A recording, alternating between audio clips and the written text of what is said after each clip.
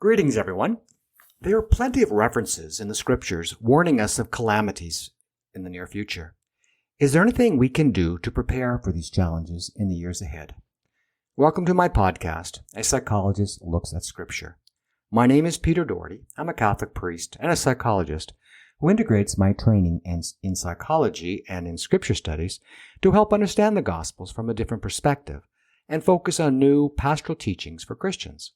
The Gospels provide us with a rich source of learning about God and developing our spirituality, and we are far from exhausting the full learning potential of the Gospels. My podcasts are generally between 7 to 10 minutes in length, where I share insights and reflections that I hope will be useful to you.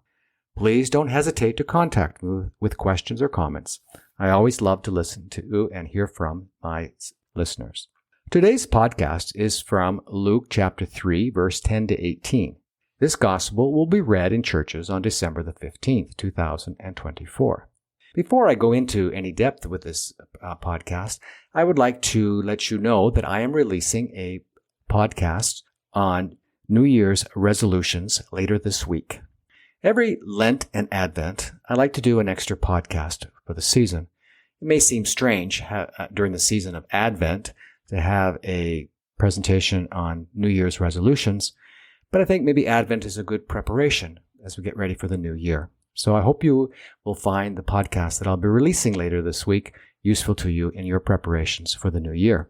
So getting back to the podcast, in this podcast we hear from Luke, we are reintroduced to John the Baptist. John is giving advice to individuals who want to change their life to reflect their beliefs. These individuals realize that their faith is not just to be practiced on holy days, but will also impact their behavior at work and at home. The people who come to John may have been new converts, but they have the insight to know that their faith is not a one-day religious experience, but a lifestyle and a long-term commitment.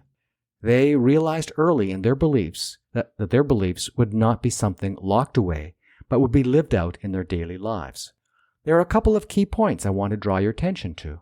When asked what to do, John doesn't say pray more or sin less or give money to the temple.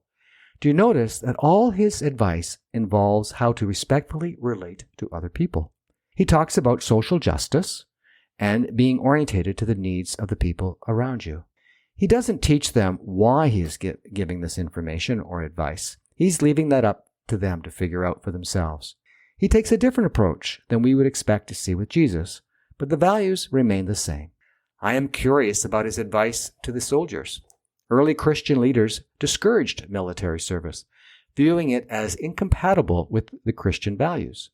There are only two accounts of Jesus dealing with Roman soldiers. In the Gospel of Matthew, chapter 8, verse 5 to 13, and Luke, chapter 7, verse 1 to 10, a Roman centurion approaches Jesus through the Jewish elders, requesting healing for his servant.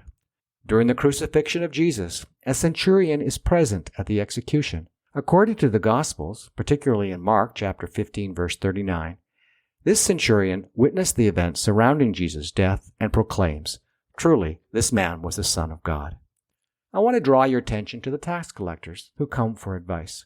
We know the tax collectors were hated by the people and seen as traitors for working for the Romans. John doesn't get into this, but teaches them that they need to be honest and respectful. John teaches everyone the same. It doesn't matter what their profession is. In most cultures, including our own, professions are ranked from the least to the most prestigious. That means nothing to John. All work is honorable. People are called to do an honest day's work. Some are fortunate, and their job has meaning or purpose.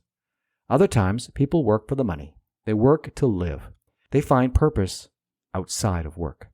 But even if you are working simply for the money and your salary, there is still honor there.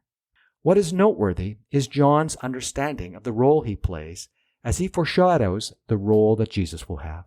John is humble. He makes it clear that Jesus is the one the people need to follow and that he is not worthy.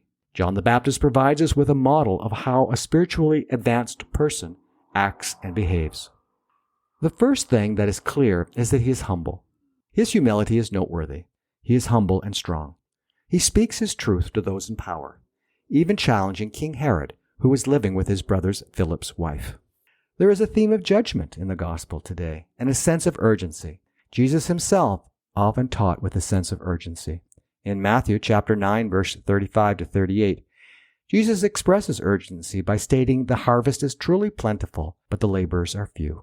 This metaphor emphasizes the need for immediate action to gather those who are spiritually lost, suggesting that time to act is now, as people's lives depend on it. Jesus often spoke about the coming of the kingdom of God and the need for readiness. In John chapter 9, verse 4, Jesus states, "We must act quickly, carrying out the task assigned to us. The night is coming, and then no work can be done." This metaphor illustrates that their time will come when opportunities for evangelizing and discipleship will cease, highlighting the urgency of fulfilling his mission while there's still time. In Matthew chapter 24, verse 42 to 44, he instructs his followers to keep watch, because they do not know when he will return. This teaching reinforces the idea that believers must live with a sense of preparedness and urgency, as their time to act may be limited. He encourages followers to recognize the critical nature of their mission, emphasizing the immediate action is necessary to reach those who are lost before it is too late. This urgency serves as a call not only for a personal faith, but also for an active engagement in spreading hope and salvation through Christ. Thank you for listening. I invite you to join me next week when I examine the Gospel of Luke, who describes Mary, the mother of Jesus, going to help her cousin Elizabeth, who is pregnant. Elizabeth is overwhelmed with seeing Mary. Clearly, she has some insight. She understands that this is not a normal visit. Something greater is going on behind the scenes. If this is the first time you've heard my podcast and you are interested in hearing more, I urge you to listen to my podcast listed on my website. Every Sunday, I release a new podcast focusing on the gospel for the following week. I invite you to listen to all the podcasts, and I hope the reflections are useful to you. The podcast, A Psychologist Looks at Scripture, is found on the platforms that carry podcasts. The podcast is also available on YouTube. Please do not hesitate to subscribe and leave a review. Feedback from my listeners can be helpful in the development of the podcast. I'd also like to take this time to thank my team, Heather Patel-Doherty and Richard Coulomb, who play an important part in the preparation for this podcast. If you have any questions or concerns, I can be reached by email at peter.doherty, DOHERTYOMI, @gmail.com. God bless and have a great week.